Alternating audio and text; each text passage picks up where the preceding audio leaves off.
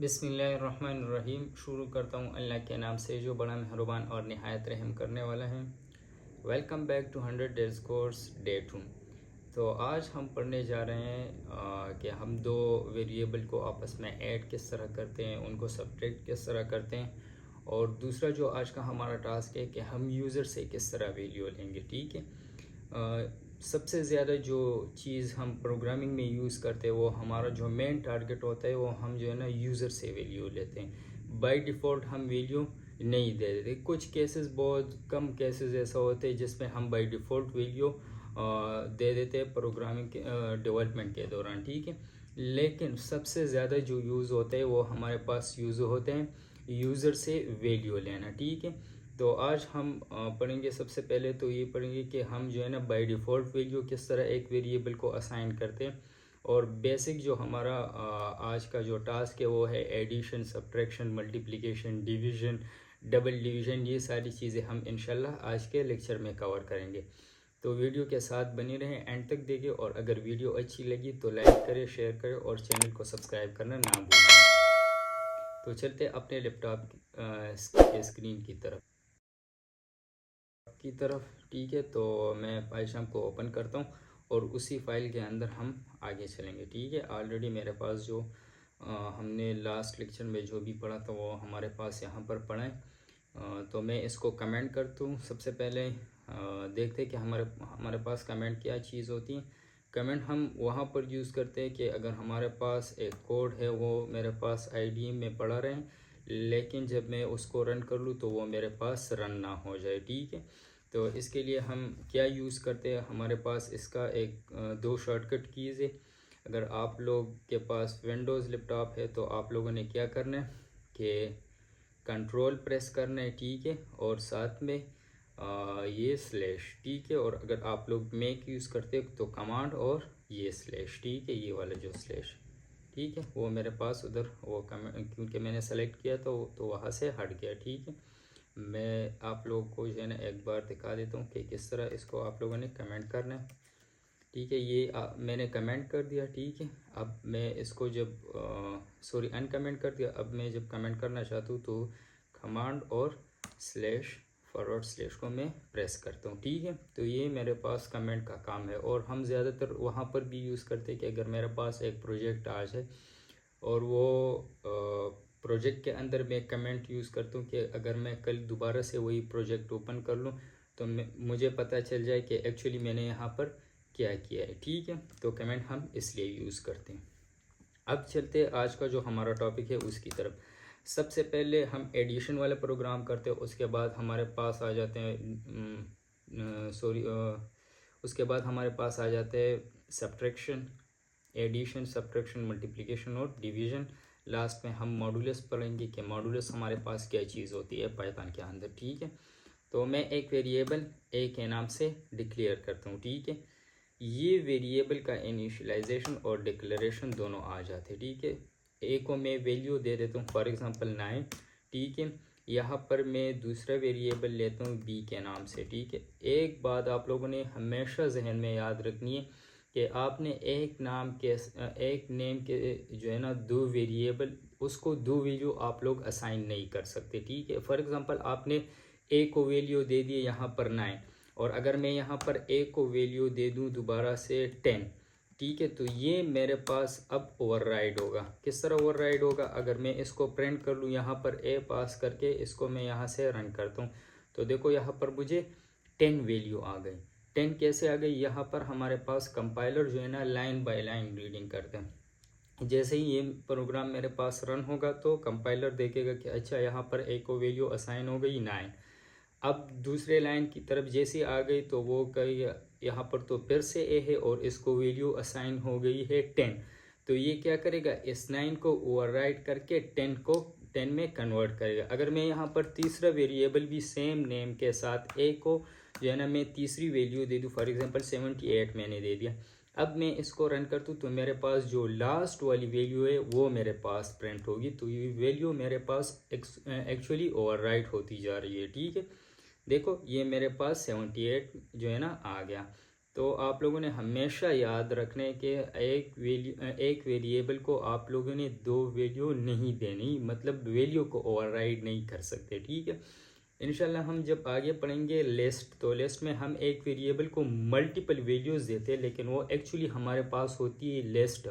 लेकिन यहाँ पर हमारे पास जो वैल्यूज़ है वो लिस्ट के थ्रू स्टोर नहीं हो रही, यहाँ पर वेरिएबल के थ्रू स्टोर हो रही है, ठीक है। तो ये जहन में याद रखना कि एक वेरिएबल को आप लोगों ने दो वैल्यू नहीं देनी है, ठीक है। अब मैं दूसरे वेरिएबल यहाँ से लेता हूँ, फॉर एग्जांपल बी, ठीक है। बी इज़ इक्वल टू, इसको मैं करता हूँ 10, ठीक है। अब मुझे इन दोनों को ऐड करने, तो मुझे एक तीसरी वेरिएबल की भी ज़रूरत पड़ेगी। तो मैं यहाँ से सम के नेम से एक तीसरा वेरिएबल मैंने ले लिया, और इसमें जो है ना मैं ए को पास करूँगा और बी को। क्यों? क्योंकि मैंने इन दोनों के अंदर वैल्यूज़ रखी हैं और इनको आपस में ऐड करने। तो मैं यहाँ पर लिखूँगा ए, मतलब ये वाला वेरिएबल मैंने यहाँ पास किया, प्लस बी, ये दूसरा बी का जो वेरिएबल है वो मैंने पास कर दिया, ठीक है। अब मुझे रिज़ल्ट चाहिए, तो रिज़ल्ट के लिए प्रिंट के अंदर मैं कौन सा वेरिएबल पास करूँगा? सम। क्यों? क्योंकि मैंने जो अपना रिज़ल्ट स्टोर किया है वो किस चीज़, कौन से वेरिएबल के अंदर मैंने स्टोर किया है? सम के अंदर। तो यहाँ पर प्रिंट के अंदर मैंने सम को कॉल कर दिया, ठीक है। जब मैं इसे रन करता हूँ तो देखो मेरे पास 19 आ गया, ठीक है। एक तो ये तरीका है कि आप लोगों ने क्या करना है, यहाँ पर A B variable A B को वैल्यू असाइन करनी है, तीसरा वेरिएबल लेना है सम और ए प्लस बी, ठीक है। अब तो एक तरीका तो ये है, दूसरा तरीका ये कि मैं इसको कमेंट करता हूँ कि ये मेरे पास रन नहीं हो जाए। दूसरा तरीका ये कि आपने प्रिंट में सिंपली इन दोनों को ऐड कर ले, ए प्लस बी कर ले, तो तब भी आपके पास आंसर सेम ही आएगा, ठीक है। लेकिन ये बेस्ट प्रोग्रामिंग नहीं है, क्योंकि हमें चीज़ें जो है ना वेरिएबल के थ्रू स्टोर करनी होती है, ताकि बाद में अगर हमें ज़रूरत पड़ी तो हम उसी वेरिएबल को वहाँ पर कॉल कर लें, ठीक है। मैंने दोबारा से इसको रन कर लिया, तो अभी भी मेरे पास जो है ना 19 वैल्यू आ रही है, ठीक है। अगर मैं यहाँ से इसको चेंज कर लूँ 17, तो तब भी मुझे कोई एरर नहीं आ रहा है और वैल्यू सही से प्रिंट हो रही है, ठीक है। लेकिन ये वाला तरीका बेस्ट नहीं है। बेस्ट प्रोग्रामिंग ये है कि आप जो है ना एक दूसरे तीसरा वेरिएबल बना ले और उसमें अपना जो वो है आंसर है उसी को स्टोर कर ले, ठीक है।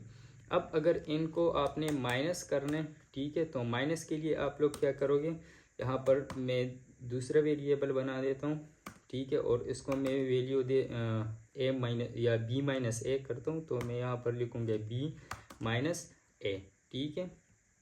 अब जैसे मैं यहाँ पर सबको कॉल करूँगा तो मेरे पास इसके ऊपर जो है ना माइनस वाला ऑपरेटर अप्लाई होगा। अब अगर इनको मल्टीप्लाई करने, तो मैंने एक और वेरिएबल ले लिया मल के नाम से, और इसको मैं करता हूँ ए मल्टीप्लाई बाय, मल्टीप्लाई का निशान जो है ना हम शिफ्ट और ऐड प्रेस करोगे तो आपके पास ये स्टैटिक आ जाएगा। और ये एक्चुअली प्रोग्रामिंग में मल्टीप्लाई के लिए यूज़ होते हैं, मल्टीप्लिकेशन के लिए, ठीक है। यहाँ पर मैं इसको करता हूँ ए मल्टीप्लाई बी, और प्रिंट में जो है ना मैं मल को कॉल करता हूँ, ठीक है। तो देखो मेरे पास इसके ऊपर मल्टीप्लिकेशन वाला जो काम है वो परफॉर्म हो गया। अब अगर मुझे इन दोनों को डिवाइड करना है तो मैं एक और वेरिएबल लेता हूँ डिफ के नाम से, और मैं करता हूँ ए या बी डिवाइडेड बाय ए, ठीक है। और प्रिंट में मैं करता हूँ डिफ को मैं कॉल करता हूँ, तो मेरे पास अब आ जाएगा 1.8, इसका डिवीजन आ गया, ठीक है। अब एक और ऑपरेटर पढ़ते हैं जिसका नाम है हमारे पास मॉडुलस। क्या मॉडुलस हमारे पास क्या चीज़ होती है, तो यहाँ पर मैं कर दूँ MOL मॉडुलस, और यहाँ पर करता हूँ B परसेंटेज A। अब मैं यहाँ पर कॉल करता हूँ MOL को, तो देखो मेरे पास आ रहा है 8। अच्छा 8 ये किस तरह आ रहा है, असल में ये जो मॉडुलस है ना ये एक्चुअली उसको रिप्रेजेंट करते हैं जो आपके पास डिनोमिनेटर में जो वैल्यू आ जाती है, ठीक है। तो उसको ये सॉरी रिमाइंडर जो आपके पास आ जाते हैं ना डिनोमिनेटर नहीं, रिमाइंडर रिमाइंडर में जो वैल्यू आपके पास आ जाती है तो उसको हम अगर हमें वो वैल्यू चाहिए तो उसके लिए हम क्या यूज़ करते हैं, मॉडुलस यूज़ करते हैं। ठीक है, अगर आप लोग 17 को ए पे 9 पे डिवाइड करोगे तो 9 2 ज़र आपके पास क्या आ जाते हैं, सॉरी 9 2 ज़र आपके पास आ जाते हैं 18, लेकिन वैल्यू आपके पास है 17। तो अगर हम 17 को 9 के ऊपर डिवाइड करेंगे तो 9 1 ज़र 9 और हमारे पास रिमाइंडर जो बच जाएगा वो 8। तो मॉडुलस हम एक्चुअली यूज़ करते हैं किसके लिए, रिमाइंडर के लिए हम यूज़ करते हैं। ठीक है, कि हमारे पास रिमाइंडर क्या बचता है। ठीक है, ये तो जो वैल्यू मैंने यहाँ पर दी है ये तो मैंने एज अ इनपुट मैंने यहाँ पर ख़ुद दिए। ठीक है, अब अगर मैं चाहूँ कि ये सारे वीडियोस मैं यूज़र से ले लूँ तो उसके लिए क्या करना है, तो सबसे पहले मैं इनको कमेंट करता हूँ। ठीक है, फॉर एग्ज़ाम्पल मुझे एक प्रोग्राम ऐसा टाइप करना है कि मैं यूज़र से 2 वैल्यूज़ ले लूँ और उनको आपस में ऐड करूँ, मल्टीप्लाई कर लूँ या यही सारे ऑपरेटर उसके ऊपर मैं परफॉर्म कर लूँ। ठीक है, तो इसके लिए आप लोगों ने क्या क्या करना है, सबसे पहले मैं लेता हूँ एक num1। ठीक है, और num1 के आगे मैं करता हूँ इनपुट। इनपुट हम हमेशा यूज़ करते हैं यूज़र से, जब भी हमें वैल्यू लेनी होती है तो हम किस चीज़ के थ्रू करेंगे, इनपुट के थ्रू करेंगे। ठीक है, यहाँ पर मैं डबल कोट्स डालता हूँ और डबल कोट्स के अंदर मैं जो भी मैसेज यहाँ पर लिखूँगा तो वो मुझे आउटपुट में एज इट इज़ प्रिंट होगा। मैं एक मैसेज यहाँ पर टाइप करना चाहता हूँ कि एंटर आ नंबर। ठीक है, कि एक नंबर को एंटर कर ले। अब दोबारा से मैं एक दूसरे वेरिएबल लेता हूँ num2 और यहाँ से फिर से लेता हूँ इनपुट और यहाँ पर करता हूँ एंटर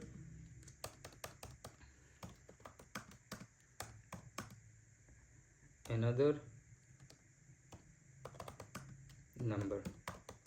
ठीक है, अब आगे क्या करना है, मुझे इन दोनों को प्लस करना है तो मैं यहाँ पर लिखूँगा सम इज़ इक्वल टू कौन कौन से वेरिएबल, num1 प्लस num2।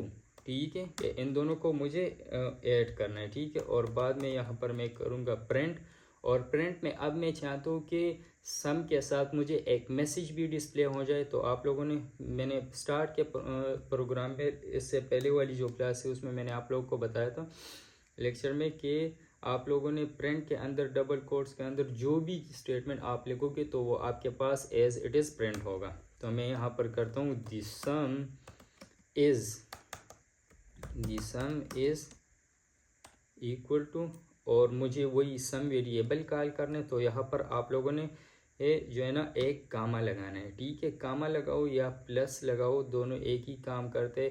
कंकटिनेशन के लिए हम यूज़ करते तो कामा ज़्यादा बेस्ट होता है। ठीक है, तो कामा लगा लो और यहाँ पर कौन से वेरिएबल को कॉल करना है, मुझे सम को कॉल करना है। ठीक है, जैसे ही मैं इसको रन करता हूँ यहाँ पर मैं दे देता हूँ फॉर एग्ज़ाम्पल 3। लेकिन देखो सबसे पहले मुझे एक मैसेज डिस्प्ले हो रहा है कि एंटर अ नंबर। तो ये मैंने यहाँ पर एक्चुअली इनपुट के अंदर मैंने एक मैसेज डिस्प्ले किया है। ठीक है, कि एंटर अ नंबर। तो मैं यहाँ पर दे देता हूँ फॉर एग्ज़ाम्पल 8। अब दोबारा मुझे ये वाला मैसेज डिस्प्ले हो रहा है कि एंटर अनदर नंबर। तो मैं यहाँ पर दे देता हूँ फॉर एग्ज़ाम्पल 10। तो आगे से मुझे वैल्यू आ गई, द सम इज़ 8 और 10। ये देखो ये किस तरह आ गया, ये तो मेरे पास गलत आ रहा है ना। देखो 8 + 10 तो मेरे पास 18 होना चाहिए, लेकिन मुझे यहाँ पर क्या वैल्यू आ रही, 810। ये क्यों? एक्चुअली इनपुट जो है ना ये आपसे हमेशा कौन सी वैल्यू एक्सेप्ट करती है, इंटीजर वैल्यू एक्सेप्ट करती है। ठीक है, तो मुझे तो इंटीजर वैल्यू चाहिए नहीं।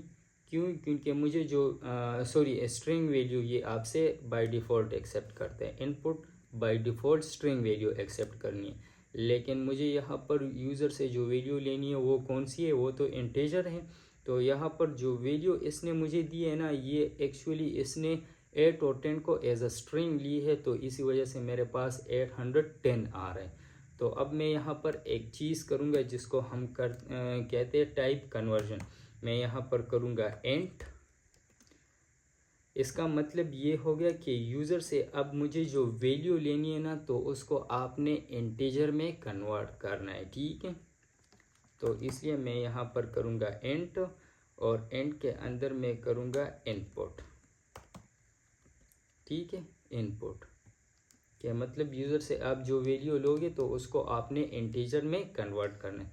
अब जैसे मैं इसको दोबारा से रन करूँगा तो ये अब मुझे 18 प्रिंट करके देगा, ठीक है।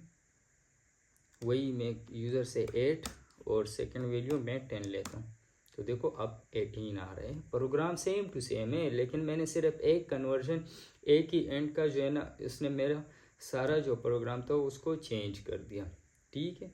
तो आपने जब भी यूज़र से वैल्यू लेनी है और वो भी इंटीजर या फ्लोट वैल्यू या डबल वैल्यू लेनी है, तो आपने यहाँ पर उसका डेटा टाइप हमेशा टाइप याद रखना है, उसका वो डेटा टाइप लिखना होता है। क्यों? क्योंकि आईडी को पता है कि इनपुट के थ्रू मैं जो भी वैल्यू लूँगा वो स्ट्रिंग ही कंसिडर होगा, लेकिन मुझे तो यहाँ पर स्ट्रिंग वैल्यू चाहिए नहीं, मुझे तो इंटीजर चाहिए। तो मैंने यहाँ पर इसलिए डेटा टाइप यूज़ किया, ठीक है। मैंने यहाँ पर डेटा टाइप यूज़ नहीं किया, क्यों? क्योंकि मैंने आप लोगों को जो लास्ट लेक्चर था उसमें मैंने बताया था कि पाइथन एक ऐसी लैंग्वेज है जिसमें आपको ये नहीं चाहिए कि वेरिएबल के आगे जो है ना आप उसकी डेटा टाइप लिखो, क्योंकि ये एक एडवांस लेवल लैंग्वेज है और इसमें आईडी को या पाइथन के कंपाइलर को ऑटोमेटिकली पता होता है कि ये जो वैल्यू यहाँ पर दी है ये एक्चुअली में इंटीजर है या फ्लोट है, जो भी है। लेकिन अगर आप यूज़र से वैल्यू लेना चाह रहे हो तो ये भी जो है ना एक मशीन है, इसको थोड़ी पता होता है कि हमारे माइंड में अब यहाँ पर कौन सी वैल्यू क्या चल रहा है क्या नहीं, और हमें कौन सी वैल्यू यहाँ पर इंसर्ट करनी है। तो वो बाय डिफ़ॉल्ट आपसे जो है ना स्ट्रिंग लेते हैं इनपुट। अगर हमें इंटीजर की ज़रूरत होती है तो हम यहाँ पर इंट लगाते हैं, अगर हमें डबल की ज़रूरत होती है तो हम यहाँ पर डबल लगाते हैं, अगर हमें फ्लोट डेसिमल में अगर वैल्यू चाहिए तो हम यहाँ पर उसकी जो डेटा टाइप है उसी को हमने मेंशन करना होता है, ठीक है। अब अगर इनको डिवीज़न सब्ट्रैक्ट करना, मल्टीप्लाई करना, डिवीज़न करना और इनका मॉडुलस निकालना, ये आप लोगों का टास्क हो गया। तो आज हमने पढ़ा कि हम बाय डिफ़ॉल्ट किस तरह हम वैल्यू दे देते हैं और यूज़र से हम किस तरह वैल्यू लेते हैं पाइथन में। Okay, thanks, have a nice day, see you in next lecture इंशाअल्लाह।